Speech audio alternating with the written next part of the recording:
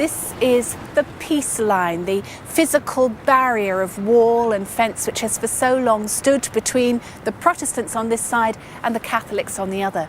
And for the time being, both communities are happy to let the wall stand, because peace here is a very fragile thing. At the height of the Troubles, nobody knew what the next day would bring. And now that peace is a real possibility, there is hope, but only for one day at a time.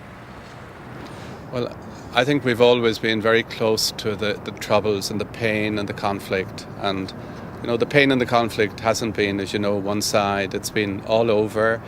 And I think that has led members of the community down through all the years of the Troubles to be very concerned and trying to break the deadlock.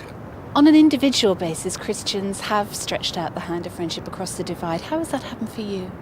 I think the one clergyman maybe that I have been most in partnership with is Sam Birch, the Methodist minister who is director of Cornerstone Community. We've worked together quite a lot along the divide here.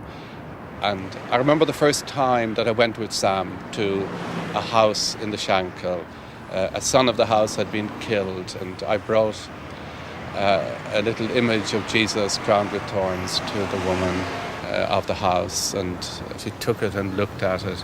And I remember her tears, falling on the wood. And I always think that woman's face, her name was Peggy, grieving and the tears falling, that was the face of God. God was grieving for us too, for our pain. But now God is visiting us to bring us into his peace and into right relationships with one another, hopefully forever. Jerry had called on me to go and visit a home where there had been a murder. Feelings were running high, very high, and I was afraid that he might be attacked. But I went with him, and it was a tremendous experience in a way, just to visit the home and be with the people in their pain and trauma. Now, this is a country that's full of religion, but have you ever doubted the presence of God? Never for a minute. God is very much with his people here through their sufferings. What I did feel is that the churches had got themselves entrenched in political minefields almost, and had become tribalized. What can individual Christians do now? A tremendous lot.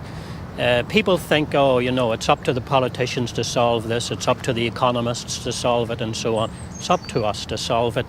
And just simple little steps of taking a step out toward the other side, beginning to experience their situation, walking into their territory, just going into one of their shops, being friends with somebody and exchanging a conversation or a cup of tea. That's the kind of thing that makes a difference.